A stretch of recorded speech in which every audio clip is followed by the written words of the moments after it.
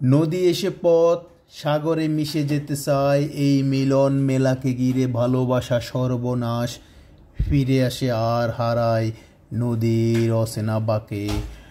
হাওয়া শুধু এসে এই খোলা বুকে রঙিন ধুলো স্মৃতি রুমাল উড়ায়, আর উড়ে একটি জরা পাতা পালক মগ্ন বিষাদে।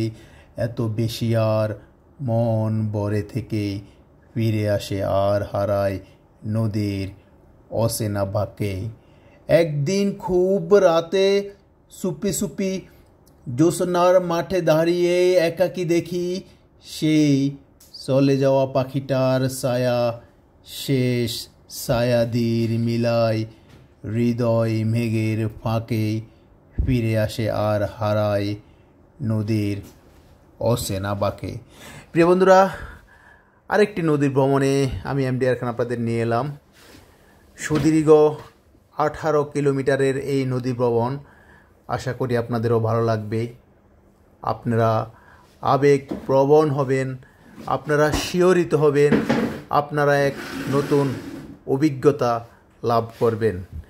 আর কোনো কথা নাই, চলুন দেখুন একটি সুন্দর ভ্রমণ কাহিনী, যে ভ্রমণ কাহিনী প্রশান্ত নদীর কুল কুল ধ্বনির সাথে মিশে যাওয়ার।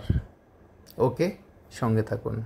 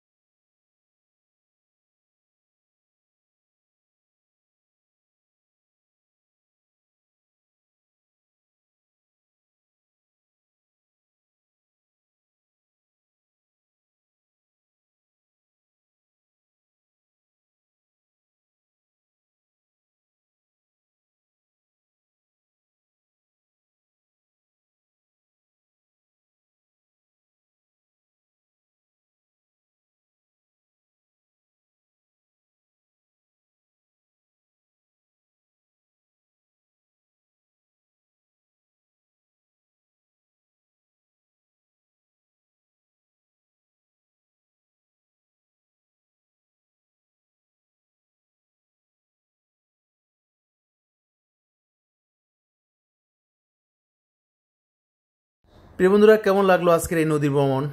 আশা করি আপনারা এক দুর্দান্ত, শিহরিত, রোমাঞ্চকর নদী ভ্রমণ আপনারা উপভোগ করলেন।